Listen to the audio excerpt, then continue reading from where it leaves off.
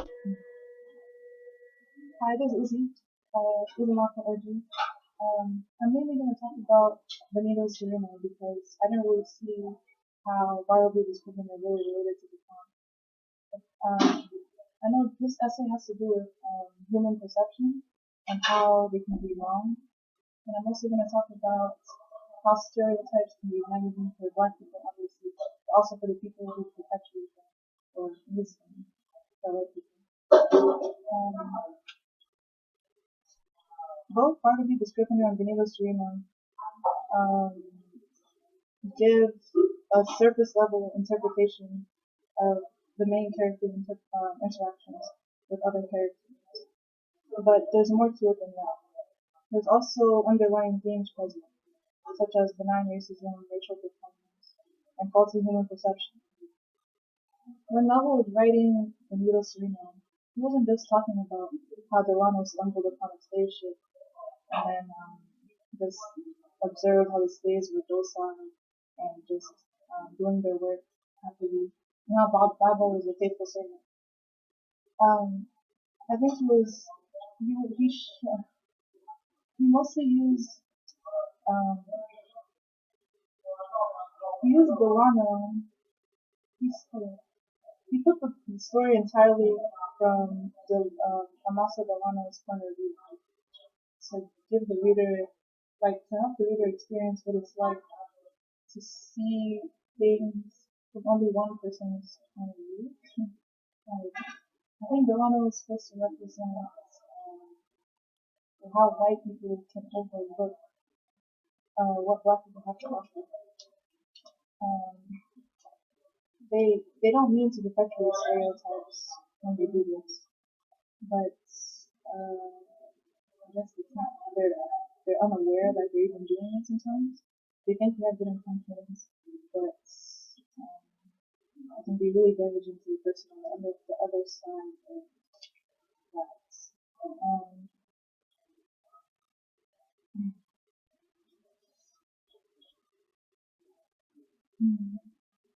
so when first reading Benito Sereno, it's hard to when reading Benito Sereno, the reader probably thinks that the story is about Benito Sereno, but it's actually about Macedonia's um, how the Macedonia sees the world, sees black people.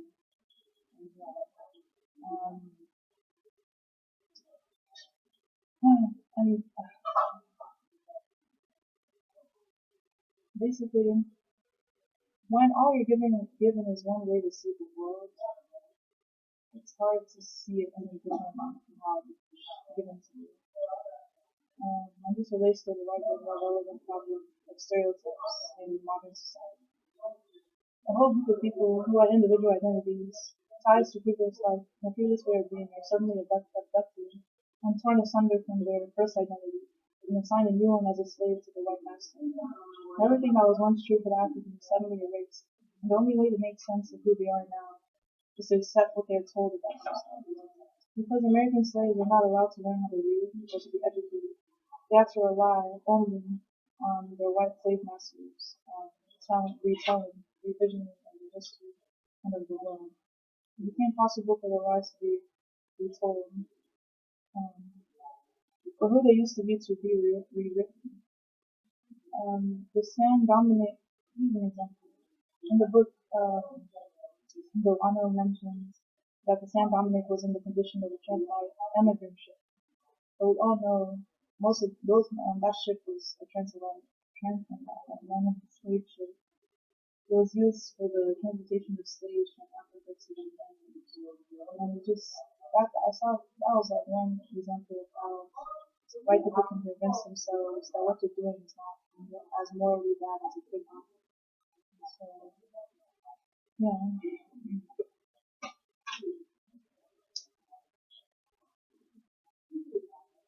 Mm. And then I wanted to incorporate a TED talk that Shiramanda and Rosie Adichie gave in 2009. She was talking about the danger. It was called the danger of a single story. How um, when Africans in America are presented with images of how Africans are. It, it can be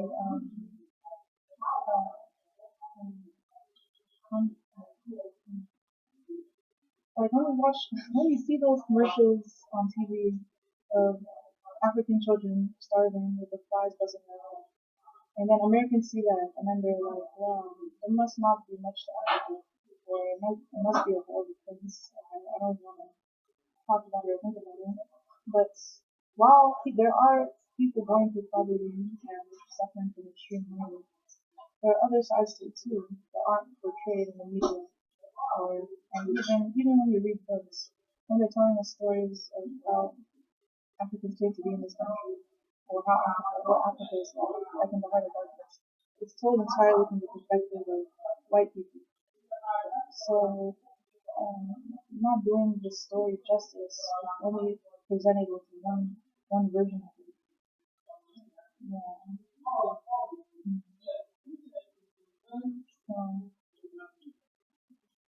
When I was doing research for this paper, I saw that some people thought Babo was supposed to represent people. And then the story was supposed to be about good versus evil. And then they talked about they seemed embarrassed that Urban Melville talked about the slaves in such a condescending way. But I think that Melville was just he was ambitious in his depiction of stereotypes and single narratives, blur and distort reality. He wasn't trying to perpetuate harmful stereotypes about black people, and that's pretty advanced for the 1800s. But he was trying to expose how racism, whether it's benign or coming from a bad place, racism is racism. It's hard to come from people. Either one is harmful.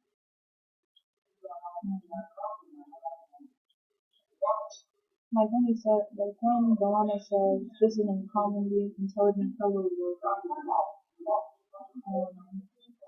there's so many examples of how Delana doesn't notice how intelligent these black people actually are. He just thinks that they're walking, talking dummies, just doing what they're told, and just not aware of the larger world.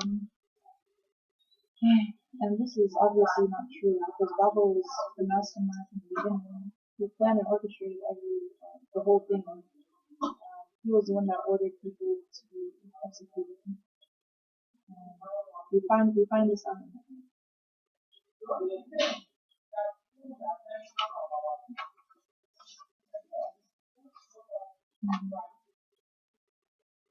Delano saw many instances where the slave was doing something questionable, and the needle just excused it as play,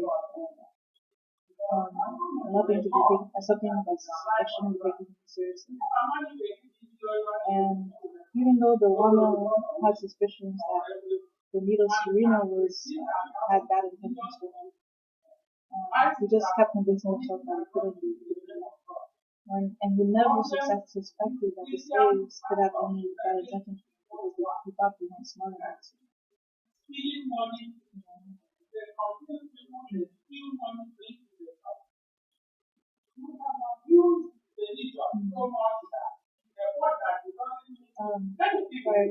My dad's having a meeting with ignore that.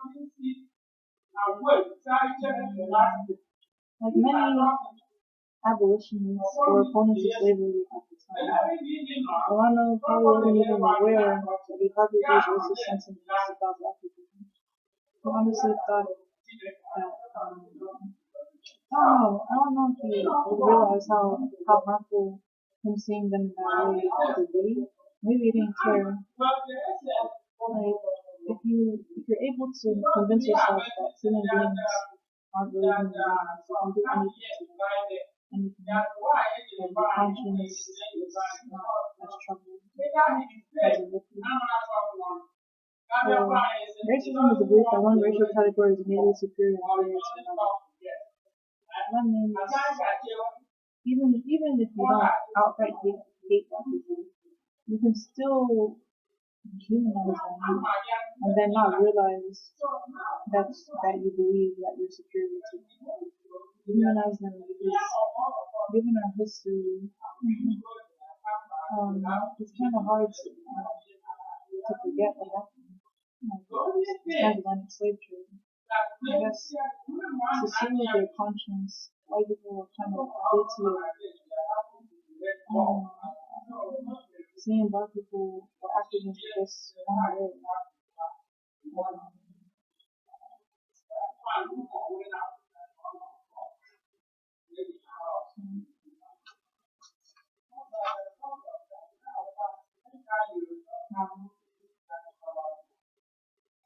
The perpetuation of one narrative obviously harms blacks, but it also unwittingly hurts whites too.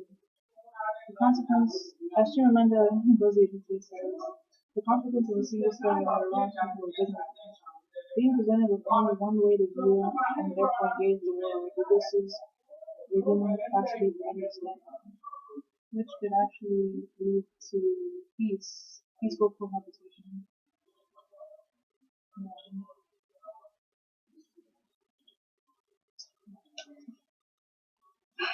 And then Delano is also guilty of referencing the slaves like as calling them animals. Like the woman with the young child, he calls the young child a girl.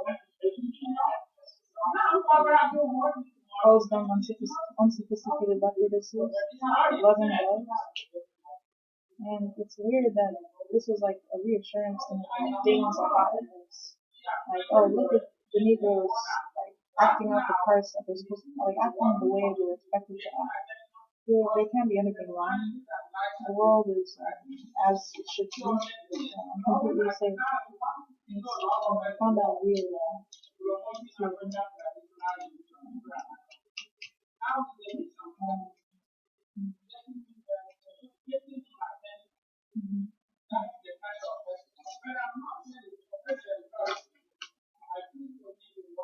And then I don't think Melville's timing was a coincidence either. He published Poetry Discovery in 1853 and Benito Sereno in 1855. And this was like right before the abolition of slavery and the Civil War in 1861.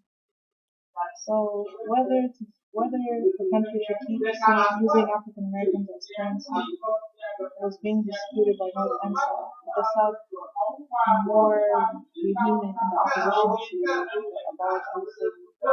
The Northerners were open to the idea of abolishing slavery, but I don't think they thought about the attitudes and beliefs they had within themselves about that. They're like, yeah, slavery is wrong, but they're still not entitled to the same exact rights that I'm entitled to. Especially because they used to be slaves. Yeah.